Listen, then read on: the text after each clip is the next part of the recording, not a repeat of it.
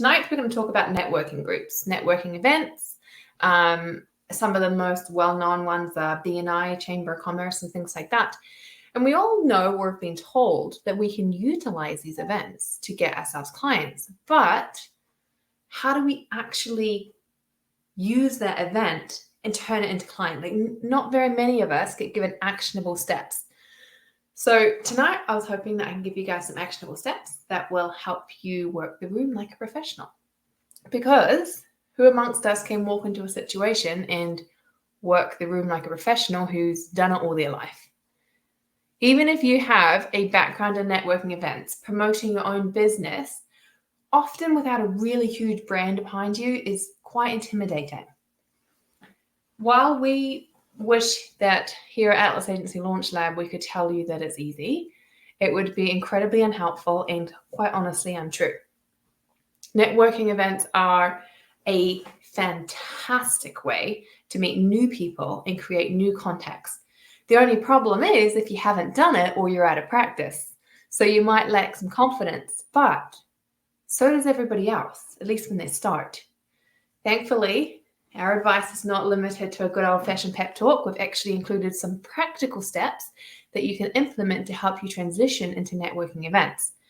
Covering everything from first impressions to confidence boosters, I'm going to talk you through each step of the process and ensure that you can work the room with both ease and enjoyment. All right, so how do you make the right impression?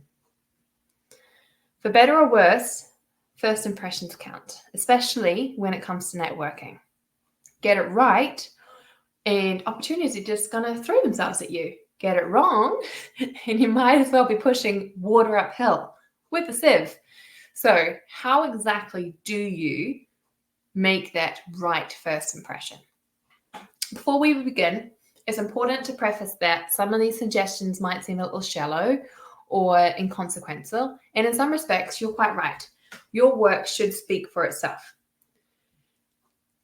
Until people get to know you and who you are, what you're capable of, their opinion of you is limited to your initial interaction, which means it is in your best interest to create a positive first impression, if only to avoid false preconceptions, okay?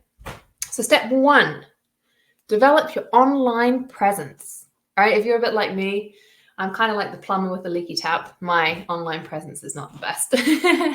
But since the pandemic, we've relied on social networking to connect us with prospective clients. In doing so, we've learned a lot about attracting people via social media. So what's the secret? You need to develop a strong online presence. Why? Because even now, since we don't have restrictions and we now have networking events, we still find ourselves peeking on social media and form our first impressions from there.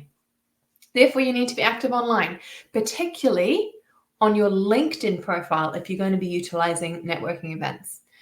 You need to be posting statuses, sharing blogs, commenting on forums. All of this provides people with valuable insight about who you are, both personally and professionally, what you do, and what value you bring to your clients. It's also worth ensuring your other social media channels are up to par and personal accounts are private where necessary, okay? In doing so, you're going to ensure that whoever visits any profile gains a fair and professional opinion of you. As a result, you can successfully expand your network from the comfort of your own home while taking some of the pressure off at your networking event. So that's step number one. Step number two is to present yourself professionally. We've all heard you shouldn't judge a book by its cover.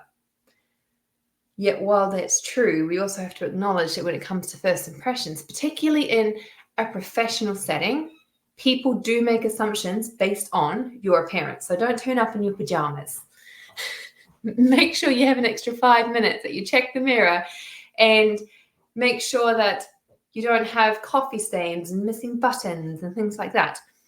I'm not suggesting that you change how you look, okay?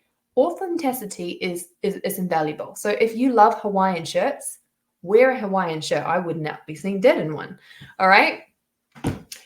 just make sure that you are who you are, because the goal is to present the best version of yourself. All right, step number 3, be friendly and approachable. Networking events can be really daunting, and understandably so. Meeting lots of new, well-accomplished people is quite intimidating. However, if you let your nerves get the better of you, you probably won't do yourself justice when you introduce yourself to others. To successfully work the room, you need to be calm. You need to be confident, even if you don't feel that way inside. If you have been part of the Atlas Agency Launch Lab for any period of time, you have to check out Jennifer Maloney's somatic movement tips for pre-sales meetings. These tips are exactly the same for when you work in your room. Just step into the bathroom, give yourself a little squeeze, make sure you're back inside your body, take some deep breaths, and out you go. Okay? Don't worry about too much about what you say. We're going to get to that part later. Just be polite and be friendly, and conversation will kind of take care of itself.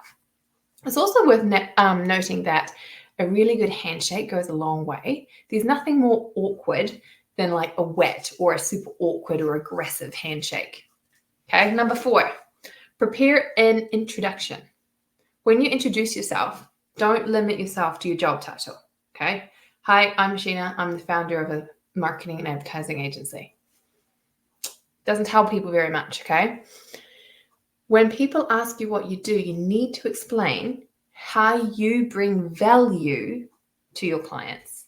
We recommend doing this by preparing a short sentence to kind of encapsulate the most valuable aspects of your role. For example, I help business owners scale their business in a sustainable way without the noise and lack of integrity usually associated with marketing. Okay? However, if you're kind of concerned that this response doesn't answer their question, you can always include your job title at the start. Otherwise, if they have additional questions, you've just presented them with the perfect opportunity to ask and start the conversation. So if you want to stand out from the crowd and bypass some of that small talk, we strongly recommend using a sentence soundbite to kickstart your conversations. All right. Positive first impression is going to get you really far. However, nailing that first interaction is kind of only the first part of the process. Thankfully, I've got a few more tips to help you guys out. All right. Step 1, do your research. If you're going to a Chamber of Commerce event, if you're going to a BNI event, if you're going to like one of these networking events, most of the time, there's a guest list, or at least somebody's going to know somebody who knows who's going to be there. Okay. So once you know who's attending, you can start researching. You can identify who it is that you want to connect with. I recommend that you connect with 3 to 6 people per event. So you're going to find out who they are, find out what kind of business that they're in.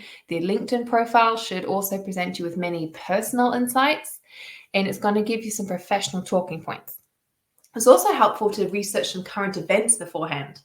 They really, really help for great conversation starters. All right, number 2, bring the right resources.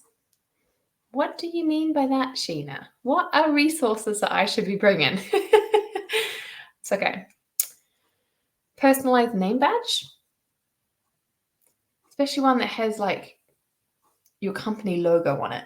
Now, name badges are kind of going out of fashion, but at networking events, you'll be surprised at how many people really appreciate the fact that your name is there. Because if they're anything like me, they're going to start a conversation with you and they're going to get halfway through the conversation and be like, I forgot your name. But it's awkward. You don't really want to say, hey, what was your name again? So if your name's right there, they'll be able to see who you are. All right. Plenty of business cards. Okay. It's a really good idea to keep some of these inside your wallet or inside your car. Small notepad. Why do we need a notepad? We're not a private investigator or the police or law enforcement. If you have a notepad, you can jot down things like things you've agreed to do for people, send them an article, okay, forward them a contact, something like that. If you write it down, then after the event where you might be feeling up here, when you get home, you come down, you're like, oh no, what was I going to do? It's right there. Okay. It's also going to make the other person feel like you're taking them seriously because you are writing it down. Okay. A business card organizer. You don't actually have to bring this one with you, but it's a really, really helpful tool to have at home. People are going to give you their business cards. Okay. And there's another part of this. Okay. The more you refer to them, the more they're going to refer to you. It just goes without saying. So if you have an organizer, if you have a helpful way to find all of those business cards, like 6 months later down the line or whenever it is, it's going to be really helpful. You don't want to be going into your miscellaneous drawer and hunting through your jewelry box and looking through your car just to find out how to get hold of somebody. All right, number 3, prepare your elevator pitch. When you're just one of the many interesting people attending a networking event, you need to be sure that you can grab people's attention. Okay. Prepare an elevator pitch. It's a great way to do just that. It allows you to explain the benefits of your role quickly and efficiently without talking around the subject for half an hour. While most elevator pitches are only 30 seconds long, some networking events actually require guests to do a 60-minute or even a 60-second or even a 5-minute spot. It's always a good idea to have a longer pitch ready just in case, okay? It's also worth mentioning that just because your elevator pitch is about you, it doesn't mean that you can't involve your audience. Make sure that you're connecting with the other guests by asking them relatable questions during your elevator pitch. All right, number 4, where do you stand? You're not going to make any new contacts if you're crouched in the corner. It's tempting to go somewhere where you don't feel like you know anybody, you just stand off to the side, but it's not going to get you any new business if you do that, okay? You want to be in a position where you can make eye contact with people when they're arriving without being rude or turning away from the people that you're talking to already. Ideal spots are near the food. Lots of people go there. Facing or near the entranceway. The table where people are collecting their badges, okay? It's a great spot to stand because that's naturally where people are going to move towards. So instead of you having to approach the crowd's going to start coming to you. The goal is to connect with one of your targets for the evening before the meal or the seminar begins. That way you're able to develop your relationship throughout the future of the event. Okay? Number 5, start a conversation. It feels like it goes without saying. You go to a networking event, but you have to start a conversation. And I think all of us, most of us, have arrived at an event where everybody's already talking. It can be really awkward. It's important to remember that everybody is at the event there to meet new people. So instead of like twiddling your thumbs and feeling like Billy No Mates, try your best to start a conversation with somebody. If there's somebody that's standing there alone, approach them. They're going to be really thankful that they have somebody to talk to. If there's nobody that's standing alone, just join another group. Usually groups are going to be standing in open formation, like there'll be a space for you if they want to welcome more people. Okay, so look for the groups that have a space. Number 6, open with a question. One of the most daunting parts of any networking event is deciding what on earth to say. So to relieve your anxiety, I've got 6 opening questions that will help you work the room. Number 1, how's your day been? Number 2, how was your journey? Now this one works best if it's like a seminar event or something that somebody would have traveled to get to. Number 3, have you been to one of these events before? Number 4, do you know anybody here? Number 5, what is it you do? Number 6, which company do you work for? Okay. Number 7, ask about their business. The temptation when you're networking is to promote yourself and your business to as many people as will listen, okay? The problem with that is that nobody wants to form a relationship with somebody who only talks about themselves. If you want to successfully work a room, if you want to successfully work a networking event, you need to be asking people about themselves and about their business. You need to listen to them, compliment them on their achievements. The goal is to establish a mutually beneficial connection, not to hand out as many business cards as possible. Okay, number 8, facilitate introductions. Somebody asks to join your group, or if they don't ask, like verbally, if they just like walk up to your group, take the time to introduce everybody. Not only is it polite, but it's also the perfect opportunity to demonstrate everything you've learned, because people want to know that you've been listening to them. Now, I know I'm a woman and I'm saying this and it feels a little cliche, but it's super, super true, especially when you're talking to business owners. They want to know that when they spoke to you, you heard and it mattered enough to remember. Okay, for example, you can say, Steve is an accountant who specializes in expanding new businesses or small businesses or not-for-profits, something specific about what he said. All right, number 9, find a reason to stay in touch. You might be thinking, well, why do I need a reason to stay in touch? The whole point, just to say it again, the whole point of attending a networking event is to form a lasting relationship and expand your network. So sometimes it helps if you have an incentive to reach out again after the event. Otherwise, we're going to forget, or we're going to leave it a little long, or we're going to feel awkward. So some of the examples of this would be to share a relevant article, to forward them a prospective client. Like if somebody's talking, you're like, do you want to know somebody that might be interested? You could reach out to them again afterwards. You can connect them with a relevant contact that you have. It could be in their industry or not in the industry, something relevant. You could invite them to a webinar or an event. Or let's say you just heard this awesome podcast, you can forward it to them. You need to find a way to reconnect after the event. All right, number 10, my last tip. Be sure to circulate. You can't work the room if you're only talking to one person. Therefore, you need to know when to continue a conversation and when to call it a day. For example, if the person you're talking to is no longer maintaining eye contact, or if there's a long pause in dialogue, you should take that opportunity to excuse yourself. Alternatively, if you've made an acquaintance who doesn't want to be left alone, that happens, introduce them to somebody that you've already met before excusing yourself from the conversation. All right, so that is 10 tips to use when you're working a room. Do I own an agency, and what's the agency's name? I do own an agency. I own Atlas Online Solutions, and one of these services that we offer is Atlas Agency Launch Lab, where we take agency owners or aspiring agency owners in, and we get them up and running with a profitable, thriving business in less than 90 days. So there's coaching, there's modules, there's biohacks, there's 5 agency heads working inside of the agency, there is 9 tech support people, there's done for you aspects, there's do it yourself aspects. So yeah. Okie dokie. Now, if you're sitting here and you're thinking, great, awesome steps, know what to do. How am I going to feel confident enough to do this? And it's a valid reason. It's a valid question, sorry. It's hard. It's super, super hard to put yourself out there, at least for a lot of us, okay?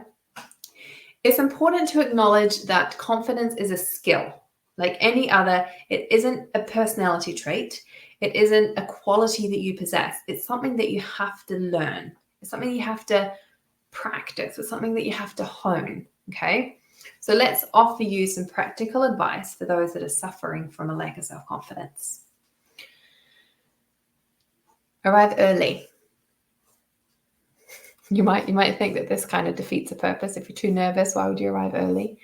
If you arrive late to a networking event, the chances are that everybody else has already started talking, which means you either have to search for somebody to talk to or approach a large group, and neither is particularly appealing. However, if you arrive early, there's going to be fewer people and less noise to compete with, which will make it much easier to make initial introductions. The other thing you could do is arrange to meet somebody at the event. All right. If you're really anxious about arriving alone, arrange to meet somebody that you know there. Whether it could be a colleague, it could be a friend, having somebody there to support you can significantly boost your confidence. All right, another thing is to set yourself a goal. Entering a room full of people with no set goals or intentions can make you feel a bit lost. So make sure that you set yourself a goal for the next event. Having something to aim for forces you to focus on the outcome and not the process. My goal is to meet and have a short conversation with 5-6 people tonight. Okay, have a goal. Approach small events or small groups or individuals. The only way to become more confident when approaching people is to practice. So start by approaching somebody who's standing on their own, and then work your way up to introducing yourself to a small group. It might seem intimidating, but everybody is there to meet new people. Okay, so don't overthink it. They aren't going to think it's odd or weird or anything. It's what they're there to do. So don't overthink it. And lastly, practice makes perfect. I mentioned previously, the only way to get confidence is through practice. So my best advice to you and anybody who ever wishes to work a room is to keep showing up. You never know who you could meet or what opportunities you might miss if you don't. So keep showing up. It's going to seem daunting. You have to remember that everybody is in the same boat. So don't let your lack of confidence stop you. With a bit of patience, lots of practice, and help, hopefully, from these hints and tips, you'll soon become an expert. And you're going to nail introductions, and you're going to nail work in a room, and you're going to walk in there and you're going to have confidence, and you're going to promote your business. You're going to make connections.